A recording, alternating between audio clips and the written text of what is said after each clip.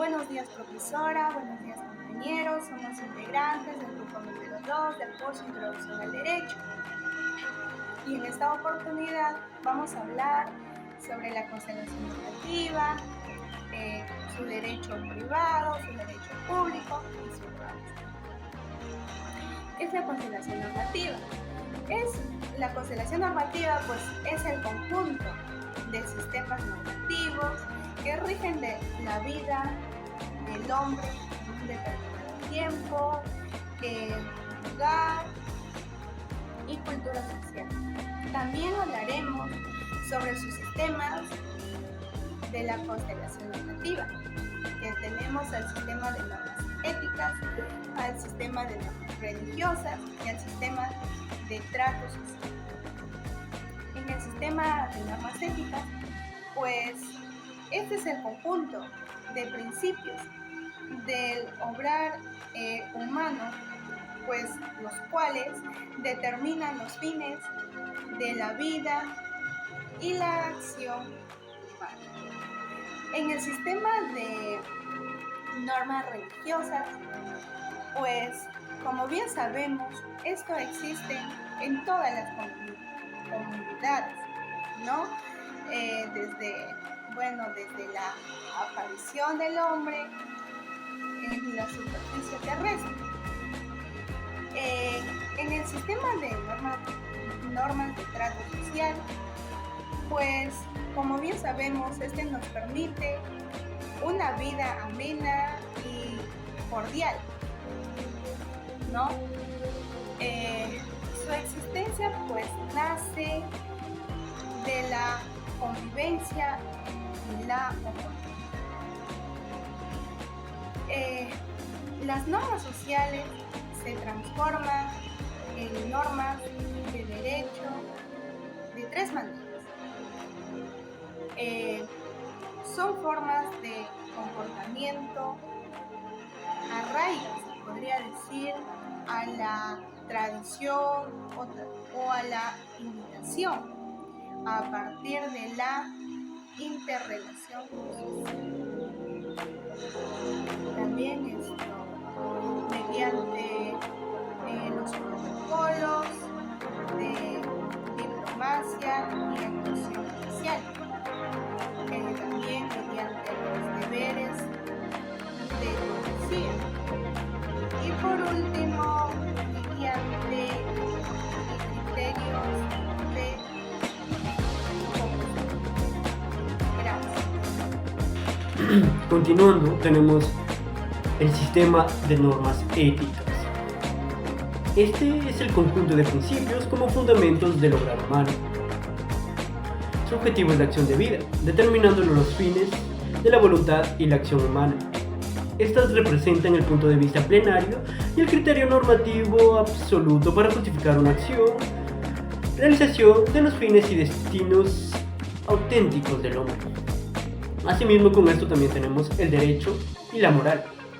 Esto tiene su propia teoría, la teoría del mínimo moral, la cual dicen que existen determinadas reglas de conducta que toda organización social debe promover para ser viable como medio de convivencia. Ciertas normas jurídicas representan el mínimo moral. Entre la moral y el derecho existe una zona compartida donde ambas van tras objetivos comunes y aspiran a la vivencia comunitaria de ciertos valores, en los planos tanto subjetivo como objetivo. Las normas jurídicas no aparecen o surgen así de la nada, sino que aparecen como parte de la moral y el derecho.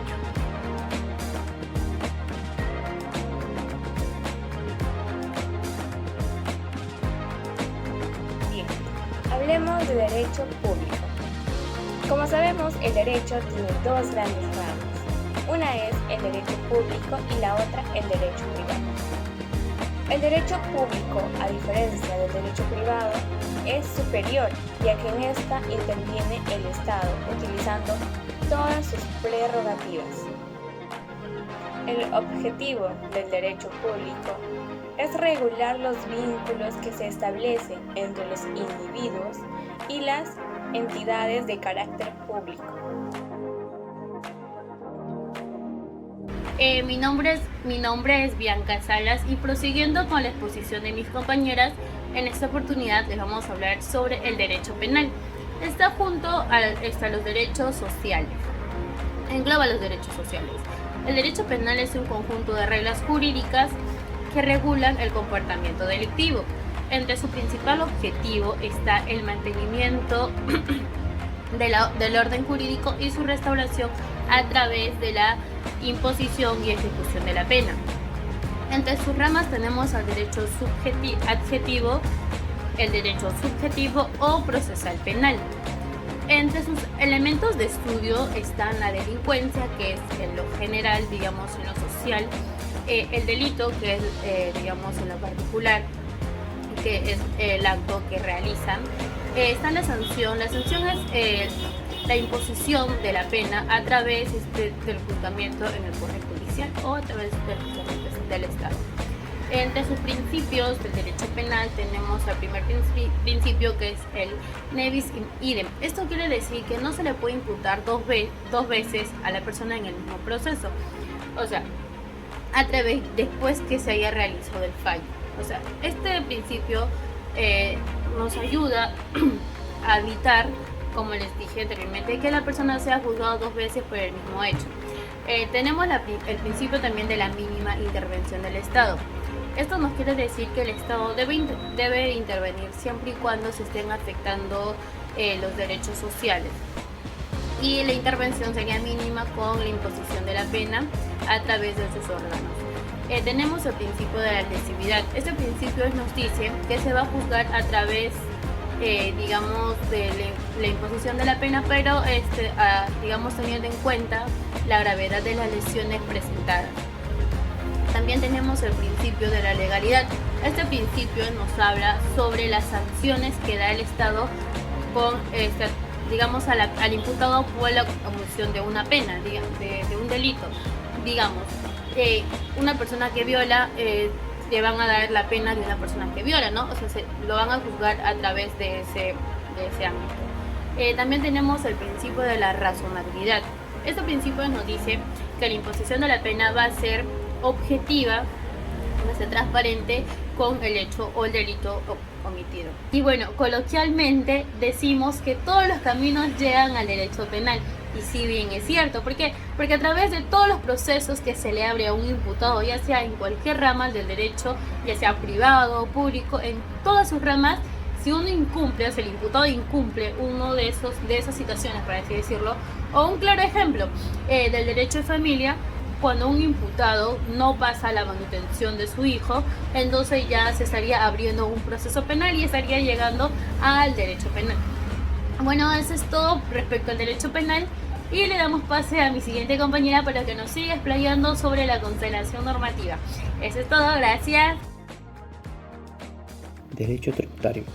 ¿Qué es el derecho tributario? El derecho tributario es una rama autónoma del derecho financiero que implica el conjunto de normas jurídicas que regla la creación y la recaudación de todos los demás aspectos relacionados con los tributos, sean estos impuestos, tasas o contribuciones especiales.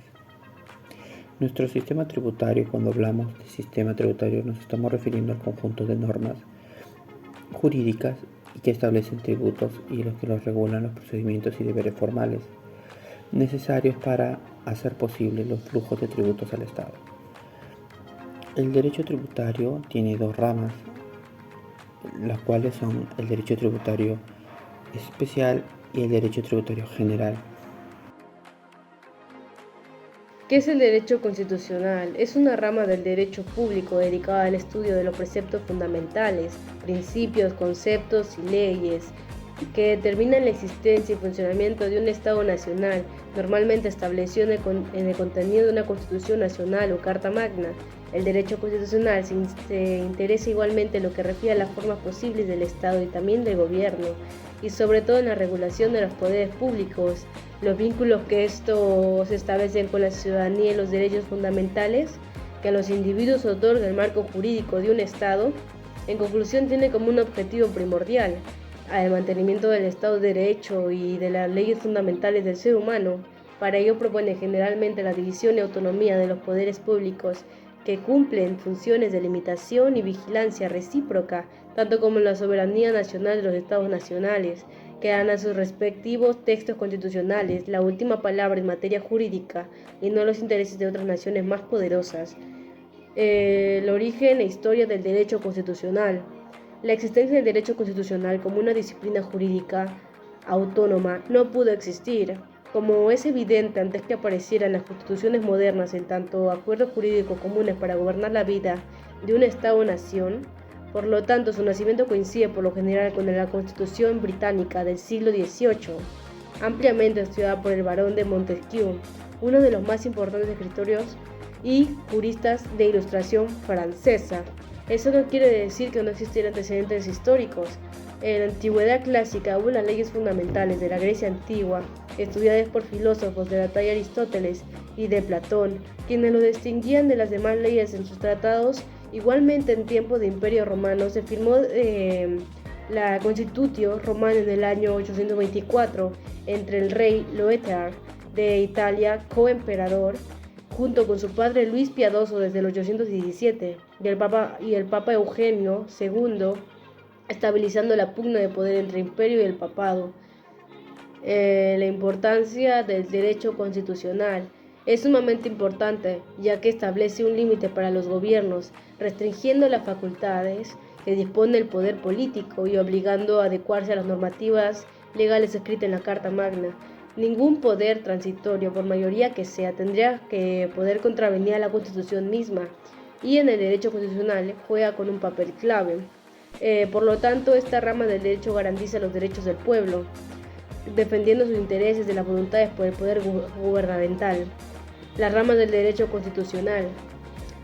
Hay 4 tipos de ramas. Derecho constitucional clásico se centra en el debate teórico de la Carta Magna empleando un método positivo.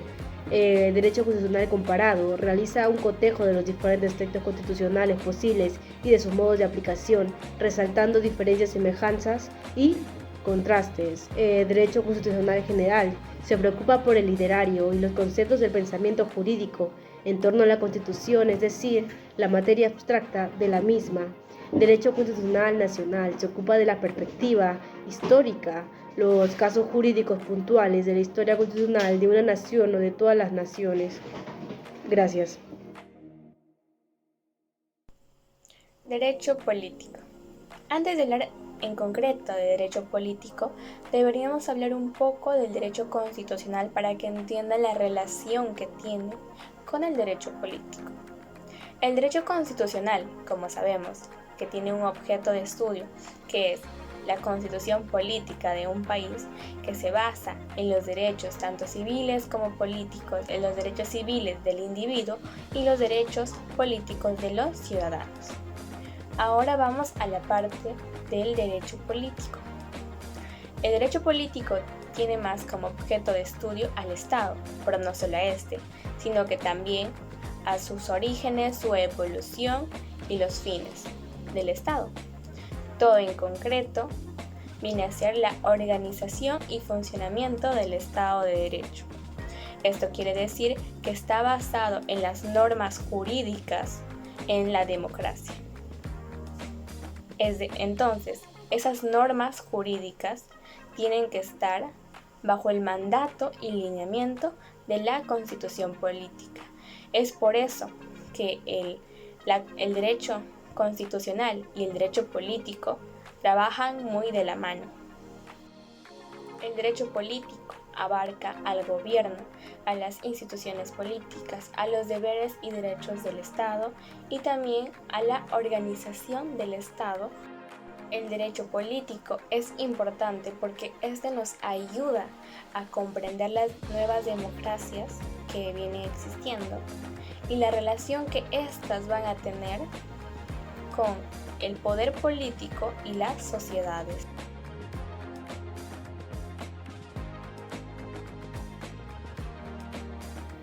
Tengo un cordial saludo docente, compañeros. Continuando con el desarrollo de la exposición, ya tocamos el punto del derecho público y sus ramas. Ahora vamos a hablar del otro aspecto que es el derecho privado. ¿Qué entendemos por derecho privado? El derecho privado es un conjunto de normas jurídicas que regulan las relaciones de personas particulares entre sí. Es decir, a diferencia del derecho público, aquí el Estado no tiene nada que ver. Bien, voy a resaltar algunas de las ramas que estudia el derecho privado, entre ellas el derecho civil, el derecho mercantil, el derecho internacional privado, el derecho de marcas, entre otras, las cuales mis compañeros van a ir desarrollando. Ahora doy pase a mi compañera Evelyn, que nos va a exponer sobre el derecho civil. El derecho civil. Bueno, el derecho civil se encarga de regular las relaciones jurídicas entre las personas del ámbito privado. Su origen del derecho civil. El derecho civil se originó durante el Imperio Romano, donde se desarrolló sistemas de derecho privado que establecían normas y principios básicos para las relaciones entre individuos y sus propiedades. Con el transcurso del tiempo, pues estos principios fueron evolucionando y se adaptaron a las necesidades de las sociedades modernas y pues fueron parte de la legislación de muchos países en todo el mundo. Los principios del derecho civil son fundamentos básicos que rigen las relaciones legales entre personas en cuestiones civiles, las cuales pues son las siguientes. Tenemos al principio de autonomía de la voluntad, principio de igualdad, principios de seguridad jurídica, principio de propiedad, principio de responsabilidad civil. En los principios de autonomía de la voluntad, pues nos dice que las personas tienen el derecho de establecer sus principios, obligaciones y pues derechos a través de acuerdos voluntarios. En principios de igualdad, nos dice que todas las personas tienen los mismos derechos y deberes bajo la ley, o sea, sin distinción de género, edad, raza o cualquier otra característica personal. En principios de seguridad jurídica, nos dice que las personas tienen el derecho de conocer las leyes que les afectan y a tener la seguridad que se aplicaron de manera predecible y justa. En principios de propiedad, pues nos dice que las personas tienen el derecho de poseer y controlar sus propios bienes, ya sea materiales o inmateriales. En los principios de responsabilidad civil, pues nos dice que las personas son responsables de sus propias acciones y deben compensar a cualquier otra persona que haya sufrido daños como resultado de estas acciones, ¿no? Bueno, en conclusión, pues todos estos principios son importantes para la protección de los derechos y la protección de un, sistema legal justo e igualitario. El objetivo del derecho civil. Bueno, pues el objetivo de este derecho es establecer y regular las normas en las relaciones de la sociedad. En conclusión, el derecho civil busca proteger los derechos e intereses de la sociedad. La importancia del derecho civil. Bueno, la importancia de este derecho es que establece pues las bases legales para el correcto funcionamiento de la sociedad, protegiendo los derechos y propiedades de los ciudadanos. Las reglas jurídicas del derecho civil las reglas son las que regulan las relaciones jurídicas entre las personas, o sea, ya sea particulares o personas del Estado. Estas reglas del derecho civil incluyen aspectos como los derechos y obligaciones de las personas, la propiedad y la posesión de bienes, las relaciones familiares, los contratos y las obligaciones civiles. Pues las normas de este derecho son importantes para la protección de los derechos de propiedad, como los derechos a un juicio justo. La protección de los derechos de la familia y la capacidad legal de las personas para celebrar contratos y realizar otras transacciones jurídicas. Elementos del derecho civil. Los elementos del derecho civil pues son las partes fundamentales que conforman el estudio del derecho privado. Algunas de estos elementos del derecho civil son las personas, cosas, obligaciones, contratos, responsabilidad civil y prescripción. En las personas pues se refiere a los sujetos que tienen derechos y obligaciones en el marco del derecho civil. En las cosas, bueno, se refiere a los bienes o cosas materiales que son objeto de derechos y obligaciones. Por ejemplo, como las propiedades, el usufructo, entre otros. Obligaciones, pues estas son las prestaciones que las personas tienen hacia otras personas o entidades. Contratos es el acuerdo que entre dos o más partes creen derechos y obligaciones. Responsabilidad civil. La responsabilidad civil tiene que ver con las obligaciones de una persona. Responder entre los daños o perjuicios causados a otras personas debido a una acción o omisión. En la prescripción. Esto se refiere que al plazo en la cual una persona puede hacer valer sus derechos en una acción legal. En conclusión, los elementos del derecho civil son las partes fundamentales que conforman el estudio del derecho privado y regulan las relaciones jurídicas entre las personas y los bienes. Sus características del derecho civil, sus características de este derecho es que incluyen ser una rama del derecho privado que se basa en el principio de la autonomía, teniendo una principalmente normativa, codificada, que establece relaciones jurídicas en partes iguales y contar con diversas fuentes como la Constitución y el Código Civil y la doctrina. Y por el último tenemos las ramas del derecho civil, que son las siguientes: derecho de persona, derecho jurídico, derecho de la familia, derechos reales, derechos de sucesiones, derecho de obligaciones y derecho internacional privado. Gracias. Bien, ahora hablaremos del derecho internacional privado. Es una rama jurídica perteneciente al derecho civil, por ende decimos que es de ámbito privado.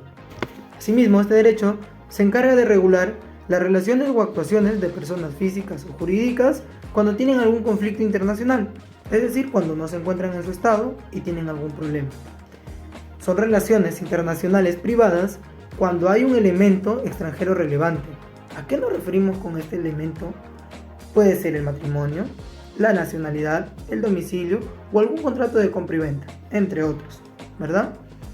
Asimismo, este derecho tiene como objetivo garantizar los derechos de los ciudadanos y sus relaciones internacionales. ¿Y de dónde surgió el derecho internacional privado? Esto se vio debido a la creciente globalización que tenemos en el país. Por ende, se vio la manera de armonizar una legislación supranacional.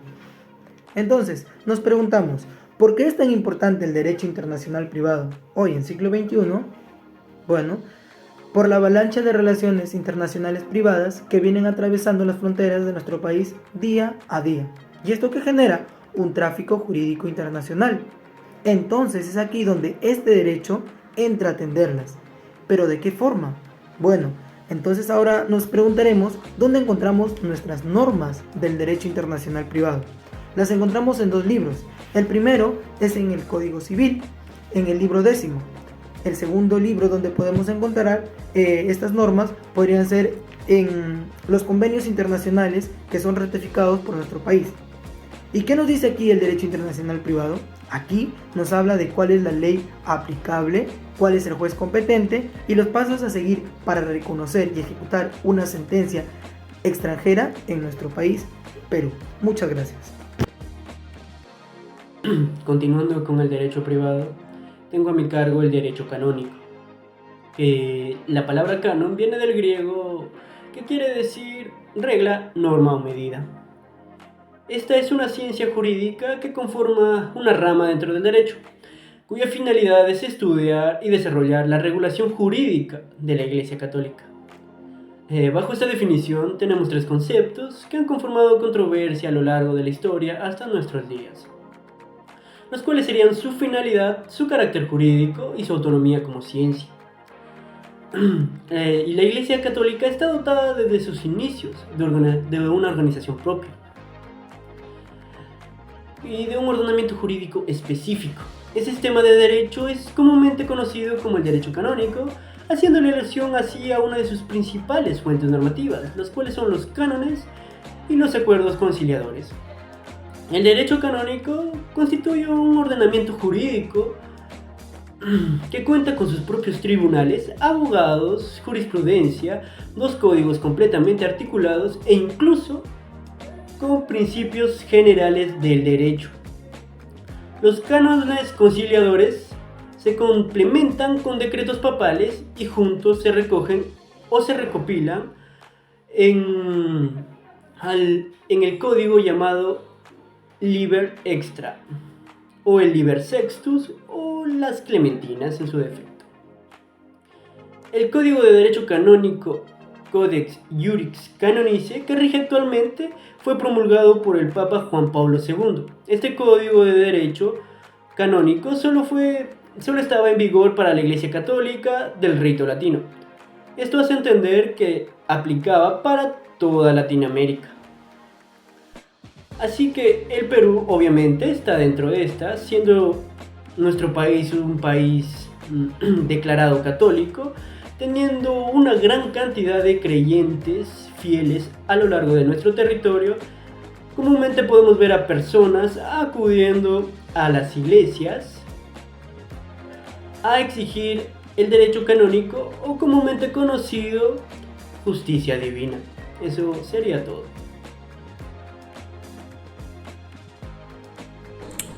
Bueno, compañeros, tengan ustedes muy buenas noches. Mi nombre es Miniano Vázquez Flavio y hoy voy a hablarles sobre un derecho privado. En este caso, el derecho de marcas. ¿Qué entendemos por derecho de marcas? ¿O qué es derecho de marcas?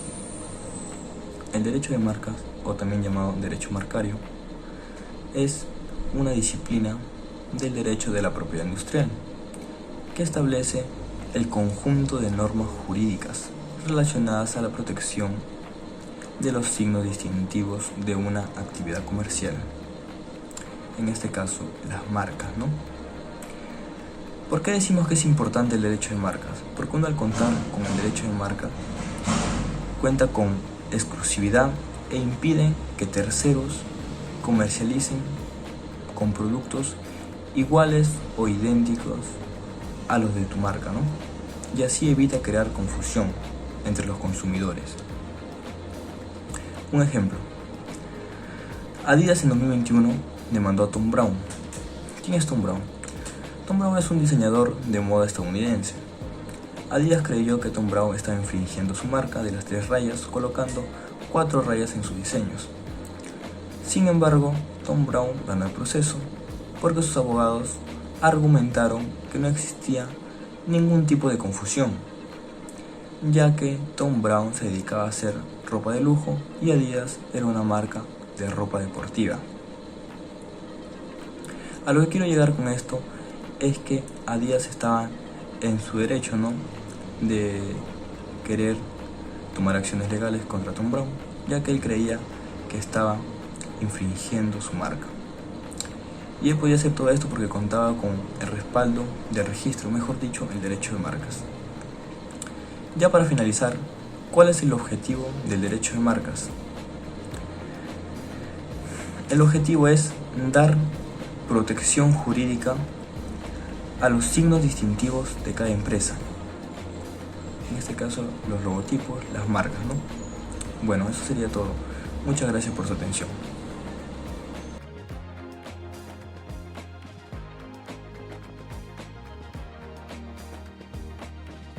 Buenas noches, profesora. Buenas noches, compañeros. En esta oportunidad me ha tocado hablar sobre el derecho social. Es el marco jurídico que se encarga o se ocupa, ¿no?, de los eventuales conflictos que suceden en la comunidad o sociedad. Su importancia es para garantizar el cambio social. Dentro de ello,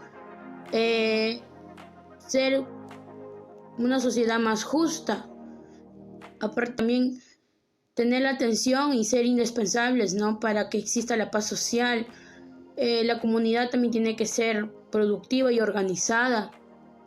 Las ramas del derecho social están, pues, el derecho laboral, el derecho migratorio, el derecho agrario y el derecho a la seguridad social. Muchas gracias. Muy bien, este día de hoy me ha tocado el derecho laboral. Se preguntarán qué es el derecho laboral.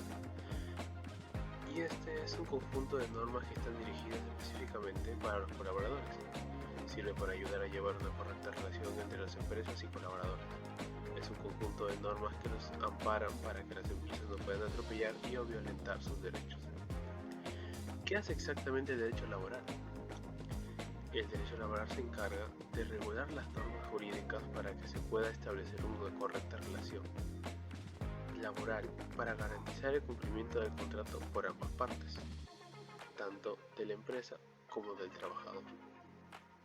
Con el pasar del tiempo, el derecho laboral ha tenido que modernizarse y adaptarse al cambio que da constantemente el mundo y el mercado laboral, porque con el cambio aparecen nuevas condiciones de trabajo y mejores propuestas. Lo único que no cambia es que él siempre se debe defender al colaborador o trabajador. El derecho laboral también tiene 3 objetivos, los cuales son: 1.